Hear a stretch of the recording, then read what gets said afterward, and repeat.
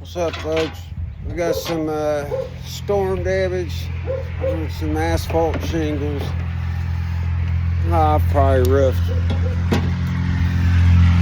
500-600 houses when I was younger. All kinds of different roofing systems. Rubber, asphalt, pitch, all kinds of stuff. We got some storm damage. Just to blow some coping off. It's real easy to do. So this is your coping. All it is this. So come through, tap all your nails down. Did you?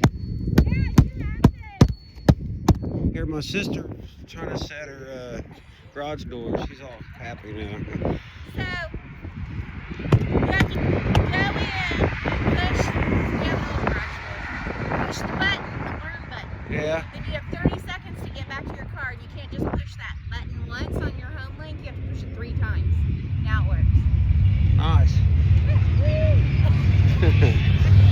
Anyway, back to the roofing. So there's this coping. These are just 3-tab shingles. I'll show you in a second. You just cut an angle on them and you're done. But drive all the nails down. There's a couple spots over here. I'll replace this last year, blew off. You need to do it when it's warm out, so it'll. We're not gonna reuse it. Put a new one. Then you take your flat bar. And you want to break. We're gonna have to re-nail all these. See, it pulled all the nails the wind did. That's all right though. But you want to break that seal there so you can tuck one up underneath it. All you need is a flat bar hammer, roofing nails, and a knife, box knife. Looks like we need, I don't know, 10, maybe 15 coping pieces.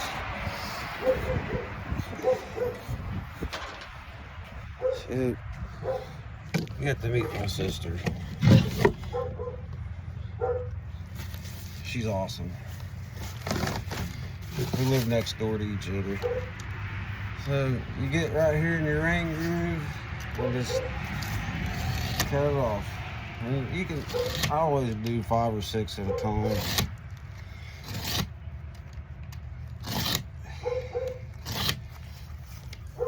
Yeah, some guys are real picky where they don't want the, but you can't see it from the ground, and it don't hurt nothing. I'll show you here in a second. I've been around guys that cut one shingle at a time, and when you're done, a whole new re-roof times many.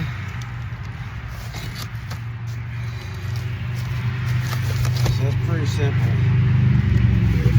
But, here's just a couple of them, basically. All you're doing is just cutting that this middle out here.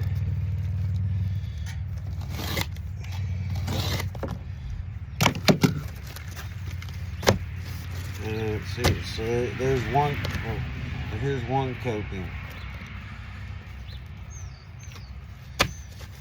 See, a lot of guys will be real particular where you won't have that little lip there. You can see it up on the roof, but you're not going to see it from the ground. And it's not going to affect anything either, as far as like the way your roof works.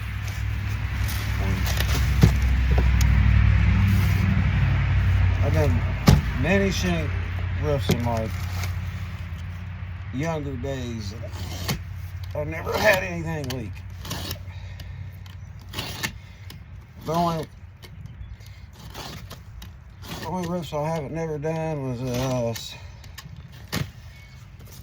standing seam, because you gotta have a machine to make the metal. I've done a lot of metal barn roofs, tile, wood shakes, rubber, pitch, you got tar and gravel, and a cellular membrane you apply down, and pour all the pitch on it, which is basically just tar, and then spray. So this is what I was talking about. You'll have that little part of the rain groove in there, but you'll never see it.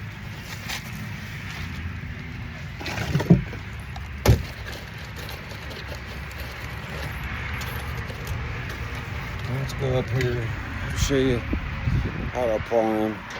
You want to do it on kind of a sunny day. It don't have to be real hot, but the sun needs to be out anyway, so it'll stick to the roof. There's a tar strip on the back. It's kind of hard to climb a ladder and hold a freaking camera. There's a tar strip on the back, and you want the sun needs to be out to melt the tar strip.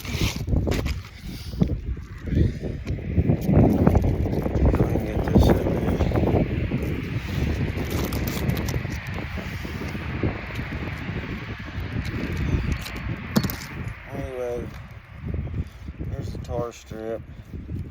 Here's the tar strip. And then on that rain groove, each shingle's got this tar strip, and then you got, I can't remember what they're called. This is granules. Come down, at least cover that. Usually there's a 5-inch exposure on asphalt shingles. Some a little more, a little less. 5-inch exposure is good enough. And you need to always run my coping. Around here we all are storms from the southwest.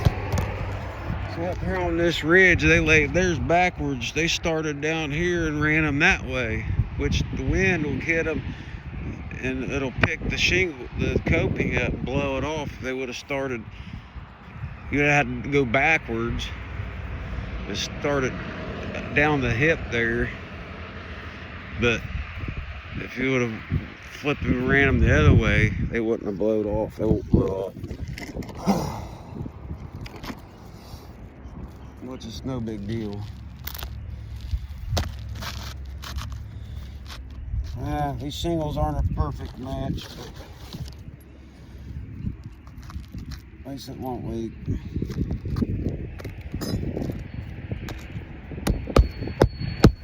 So you got all the wind comes from the southwest. I'll double nail that side.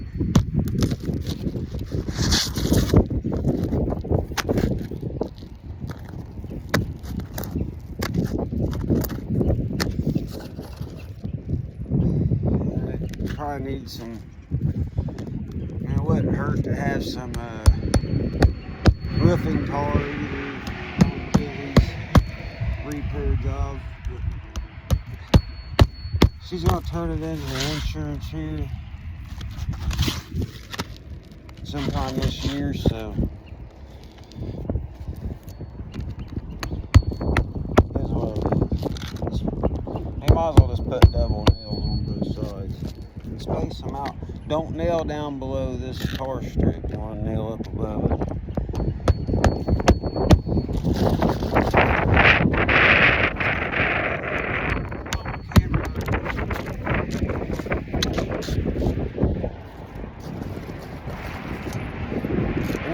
Here it's E-swing hammer pings.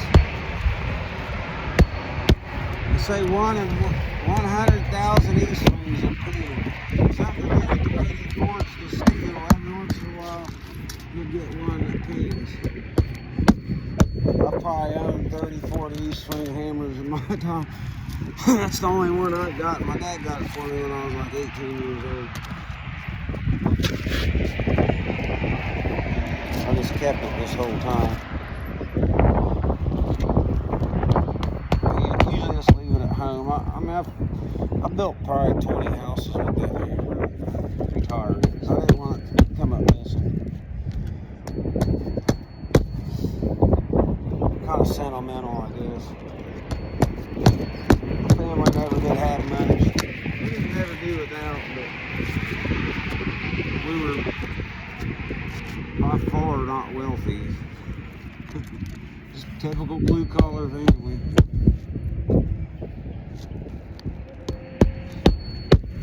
They come up, I'll put a nail down here by the tar strip. You come up an inch or 2, inch and a half, 2 inches, put another nail. Keep them from blowing off.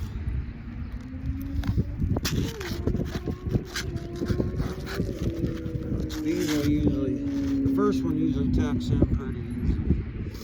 The next one you might have to cut. You're going to end up hitting the nails. So, I mean, you kind of want this layer here, so don't remove it. And it says right on it, don't remove it. I left my knife down there.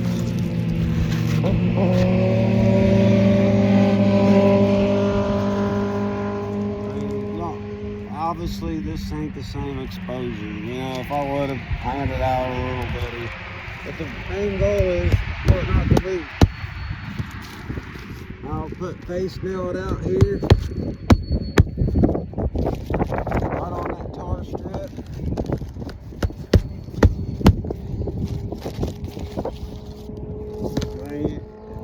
Most people, I just know where it's at, but you'll have to pull it up and look for it. I'm going to face nail these too because they're blowed up. You're not going to get a lot of water up here anyway. I wouldn't recommend face nailing down there in the valley or nothing, but on a piece of coping it's not going to matter too much. About 1,000 times, I don't care what anybody says. You face nail a piece of yeah, you should put some blackjack on there, some tar, but it's not going to leak, not on a bridge. If it was closer to that valley, definitely you need the blackjack.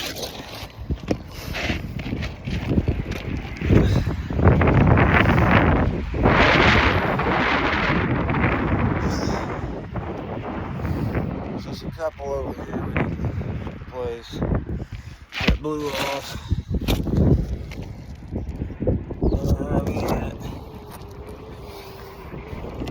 It's kind of the same thing. It's just repetition over and over and over and over. Same stuff. Probably why my knees and hip, feet, ankles are trashed. But we made good money back in the day. $30, $40 a square to lay them, and then if I was really motivated with the air hand nail gun, I could put 3.5, 4 square out of them. I don't know what they charge nowadays for asphalt shingles.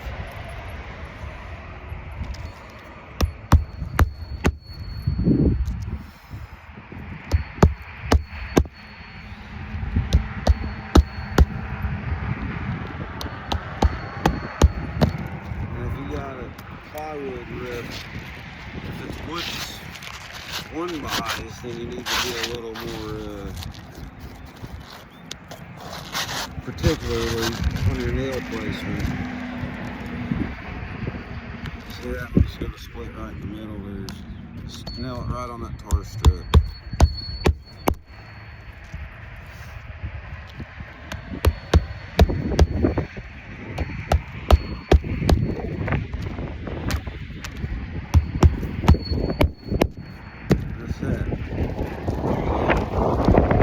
Better paying somebody $500. Have a good day, see you.